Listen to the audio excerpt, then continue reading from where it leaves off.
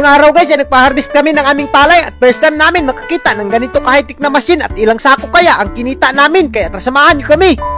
What's up sa inyo guys? For today's video ay magpapa-harvest kami ng palay. At speaking of palay, talagang inandam na namin yung mga sako namin. At sa hindi nakakaalam, yung mga sako na pala ang gagamitin namin, ito yung mga pinagtirahan ng mga feeds namin at ito yung manilagyan. Kaya double purpose na rin to, ginamit na namin sa paglagay ng palay. At sa puntong ito, bumiyahe na kaagad kami dahil medyo malayo-layo yung basakan namin ni Ivy. At ayan ang as you can see naman guys, talagang dumiretso na kaagad kami dito sa aming basakan. At sa puntong ito ay nalabyan na kaagad namin si mama dahil papunta rin sila. At sa hindi nakakaalam, sila mama nga pala yung nag-alaga dito sa aming basakan. At as you can see naman guys, napakalawak talaga ng basakan namin. At saktong-sakto yung mga humay at medyo hinog-hinog na.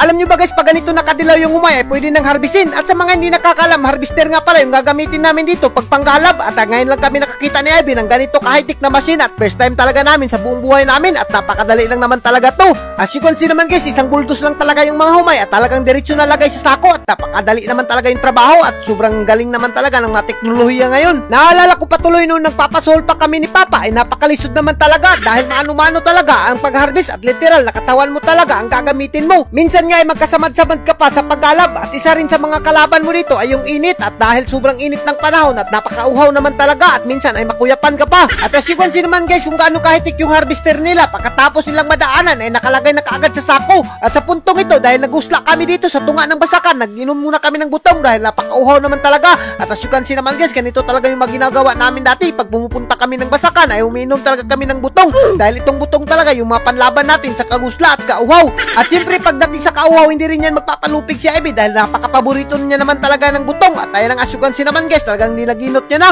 At lahat ng nakikita nyo dyan guys ay totoo dahil ganito talaga yung buhay dito sa probinsya at kahit anong bagay ay medyo halos inihingi na lang at napakalibre na, hindi mo na kailangang bumili. Ang kailangan mo lang talaga dito sa probinsya guys ay masipag ka lang at kaya ng katawan mo yung mga trabaho dito dahil medyo mabibigat naman pero hindi ka naman magmamahay sa mga pagkain dahil masustansya naman talaga. Naalala ko patuloy nung nagpapaharbis kami ng humay dito dati nung bata pa ako ay talagang lagi kong inabangan yung puto dito dahil kapag nagagalap kami ay may mga puto na talaga na pinapabayluan ng mga humay pero ngayon iwan ko kung bakit wala na sila. Alam niyo ba guys, 10 taon na yung nakalipas at ang laki na talaga ng pinagbago ng panahon ngayon at pati yung teknolohiya ay napaka-high-tech na. Alam niyo ba guys kung bakit nagtataka kayo kung bakit binibidyohan namin to dahil gusto namin ipakita namin sa inyo yung buhay namin dito sa probinsya dahil alam namin na iilan lang sa inyo ay hindi nakaranas ng mga ganitong buhay. At sa puntong ito dahil gikapoy na yung operator at nagpahuway muna sila at nagsima-sima muna sila ng mga pan dito at siyempre hindi rin tayo magpapalupig, magsima-sima rin tayo ng pan dahil sobrang naguguslo na talaga tayo at pati si Ivy talagang may nanatan niya na rin yung pan, di niya na pinasaylo at sobrang sarap rin naman ng pan pag dito sa basakan.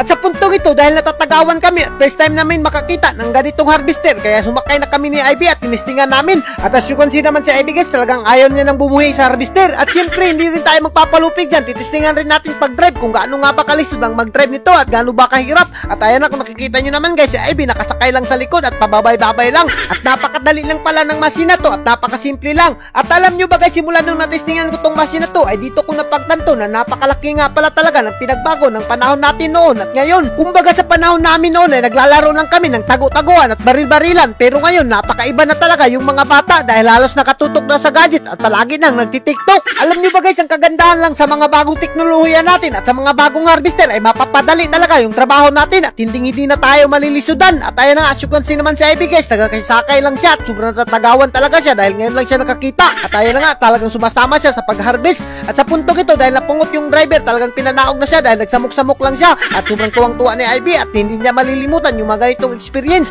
At sa puntong ito, at ayan na, kung nakikita nyo naman guys, lumapit na kami kay mama dito. At ayan na, kung nakikita nyo naman guys, sobrang tuwang-tuwa kami at pati yung mga naglilibor ng humay natin dito ay talagang nakaka-proud dahil talagang naningkamot sila para sa pamilya nila. As you can see naman guys, talagang hindi umabot ng kalahating oras yung pagtatrabaho nila dito at napakadali lang kaya pinahakot na kaagad namin dahil umabot lang naman ng 30 kasako yung na-harvest namin at hindi na kami mamumroblema sa mga bugas namin at sudan na lang yung poproblemahin namin. At shoutout ka pala sa mga mamasanay ng humay natin na napakagaling talaga kahit nagkalisod-lisod na at nagkaligid-ligid na sila, naningkamot pa rin sila para makakwarta. At hanggang dito na lang kami at kung giganahan ka sa mga video namin, huwag mo nang kalimutan i-like and i-share para mas marami pa tayong lingaw. Thank you and God bless you all. Mabuhay kayo mga idol hanggat gusto nyo.